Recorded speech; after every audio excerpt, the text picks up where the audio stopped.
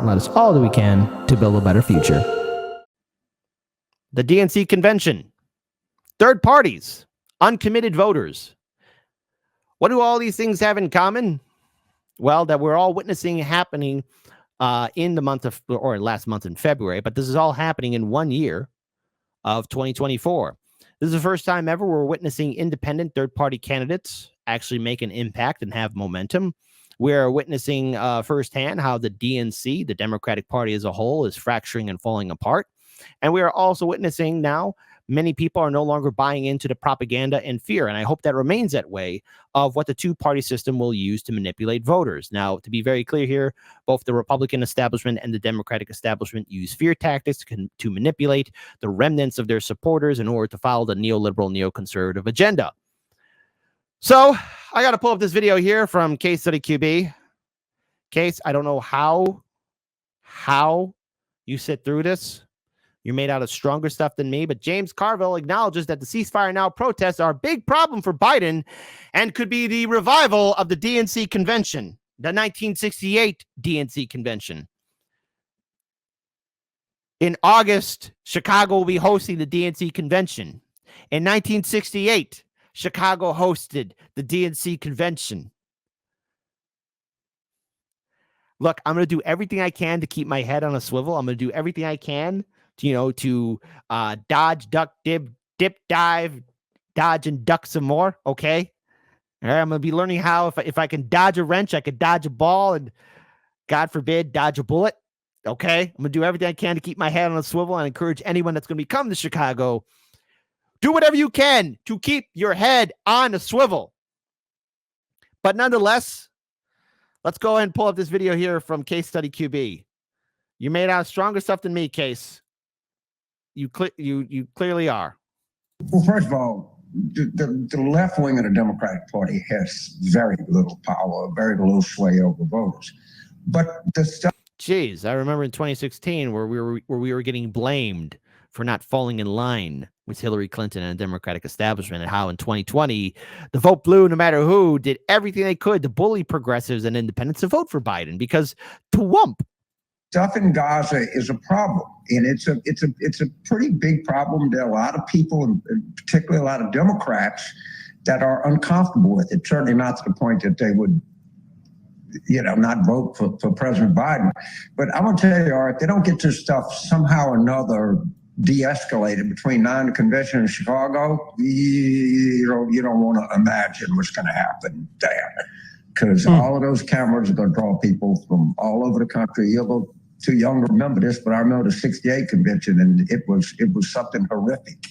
And well, it's because you had trigger-happy law enforcement, you had corrupt politicians, you had Chicago politics also weigh in. It's a recipe for disaster. Now, like I said, I'm going to do everything I can to keep my head on a swivel and to be careful out there. But folks, I don't want to make promises I can't keep, man. It's just don't worry. I'm going to be as careful as I can be, but say it with me. What could possibly go wrong? And there's real. Well, I studied. Real concern. I'll let you finish, but I wasn't around, James. I wasn't around, but I studied. I think '68 was where you had anti-war protests, and then you had Mayor Daley, who would talk about an old school type of Democrat, had police busting open a lot of progressives' heads outside the hall. It was bad optics and bad ethics. You're saying what?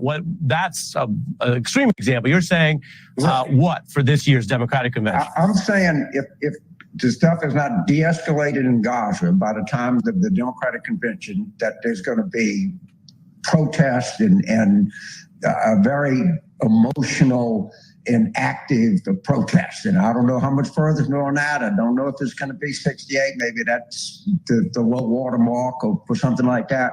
But if there's real angst in the country, and it's not just the little snot-nosed kids on Ivy League campuses. Yo, don't you like it how he's just describing potential future voters by calling them snot-nosed kids? Yeah, you collect more flies with honey than with vinegar, buddy. And that's an old school little lesson right there. Do you think that even Carville would remember? There's some angst about the way that this war is being executed, and it's hurting President Biden. And he knows that. He's tried to address it on a couple of times. And, Netanyahu needs this war to stay in power. I just have a kind of not very good feeling about where this is going to go if it's still around during the convention. I really don't. Interesting coming from you, and we know a lot of folks in the Biden White House keep an eye on everything you're thinking and saying. So, oh boy, yes, boy, hey, yeah, way to go, Biden-Harris administration. So let's pull up this article here. Biden critics look to replicate Michigan's uncommitted vote in other states. Organizers are pushing for Democratic voters to select or write in uncommitted on their ballots in upcoming primaries, spurred by the success of a campaign in Michigan protesting President Biden's handling of the Israel-Hamas war. More than 100,000 Michiganders cast a protest vote against Biden for an uncommitted ballot opinion in Tuesday's primary, underscoring the frustration many Americans feel towards the administration amid growing calls for a ceasefire. Now, activists are pushing for similar protest votes in states including Pennsylvania, Minnesota, Washington, as they seek up to dial up pressure on Biden to heed their calls or risk losing their votes. What is clear is that our president has a choice before him, Dearborn, Michigan Mayor Abdul Hamid said Wednesday in a press conference for the uncommitted push. He has the choice to continue supporting and aligning himself as a war criminal, Benjamin Netanyahu, in the most tyrannical government in Israel's history, or he has a choice to heed the concerns of residents not only in the state of Michigan, but across the country, from coast to coast. Organizers for Listen to Michigan, the campaign behind the uncommitted vote this week, said they have heard of similar efforts in other states looking to send a message of warning to the president that he could lose their votes in November if he doesn't change his position on the Gaza conflict. Yes, so there you go. And while, yes, Biden did win the the Michigan primary, 13% of that vote went to uncommitted. Now, to be clear here, Dean Phillips and Marianne Williamson, respectively, got 2% in their own right. So that's collectively a good portion of voters that aren't loyal to Biden that could theoretically help out an independent or third-party candidate. And if all those voters choose not to vote at all, that could severely impact Biden. And now, why am I talking about third parties? Michigan uncommitted vote fuels hope for third-party advocates. Now, again, just pulling this up here, Kennedy is pretty much in line with Israel. So I don't know if he's going to get any kind of Michigan vote for him due to his association with one Rabbi Shmuley. Yes. And yes, I've seen the cringe videos on social media. I'm not going to be playing those, okay? My stomach can take only so much. Michigan's election results are giving third-party sympathizers hope for a portion of voters protested against President Biden's re-election at the polls.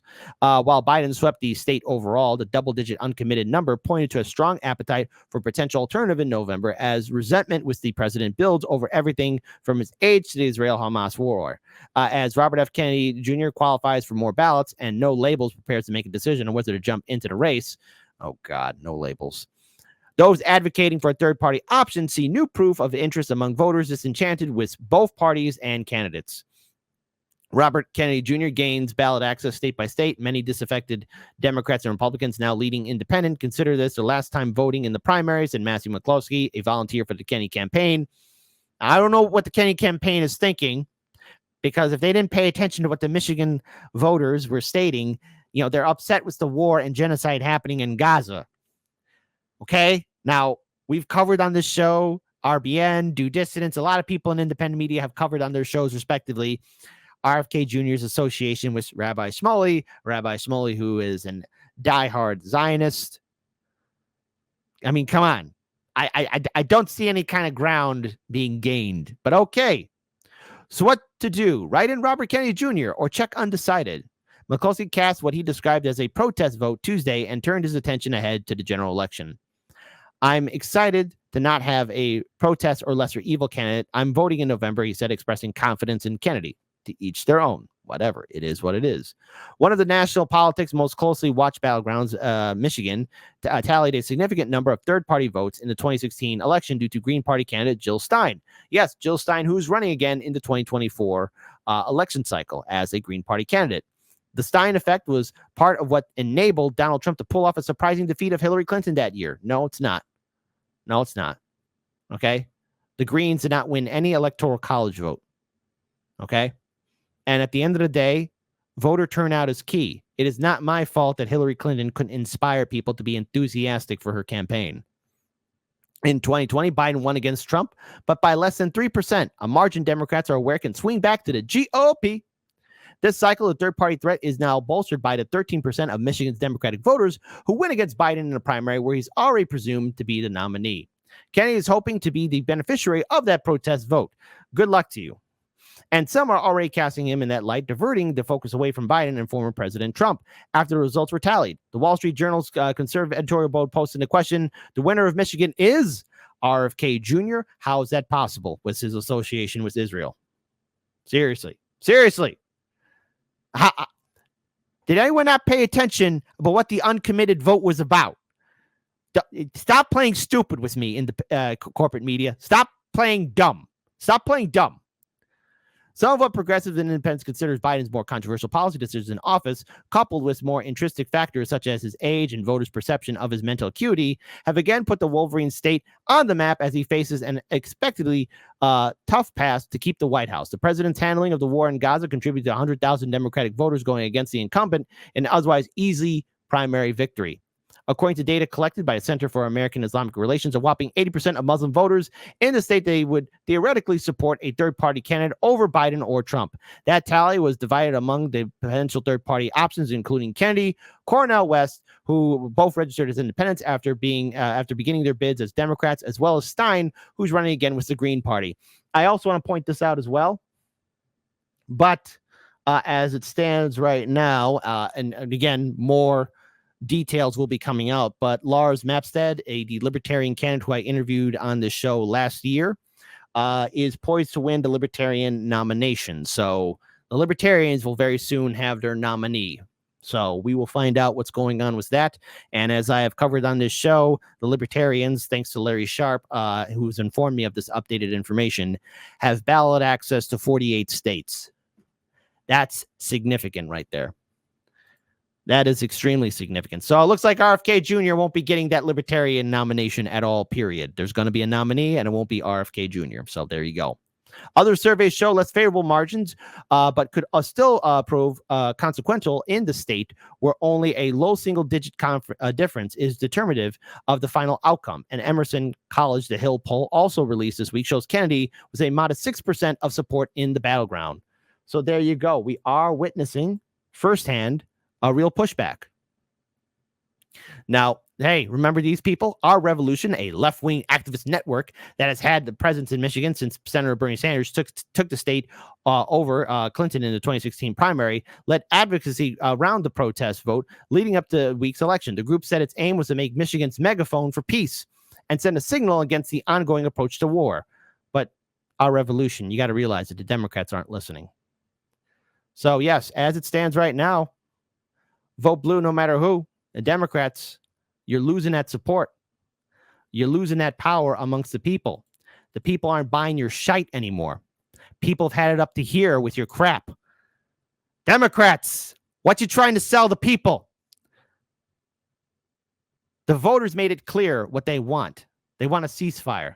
Pretty soon, the whole world is going to acknowledge it. Now, the thing is, in this show, we talked about how Bernie Sanders is tiptoeing around the word genocide. But yet we have people who have the courage and backbone and soul and heart to actually say the word. People like George Galloway, who's calling it out. We're seeing people, again, all over the United States, but all over the world, protesting and making their voices heard. We cannot ignore the fact 30,000 plus civilians, and the number is rising. We're going to get to 40,000. I'm so sorry to say that. People are seeing what's happening in Gaza. People are seeing just how unstable this entire administration truly is. People want something different. And no one is excited to see a rematch between two old men fighting over a cold bowl of soup. No one's excited to see 2020 be a click, copy, paste, repeat in 2024. No one's excited for it. No one really wants it. Break away from the two-party system. Now, we here at Hard Lens Media, we will be covering the DNC convention here in Chicago. We will be covering it. We will be speaking out on the ground there, and we will be working in collaboration with people all across independent media.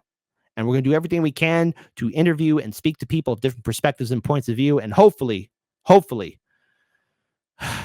this election cycle will be the great awakening.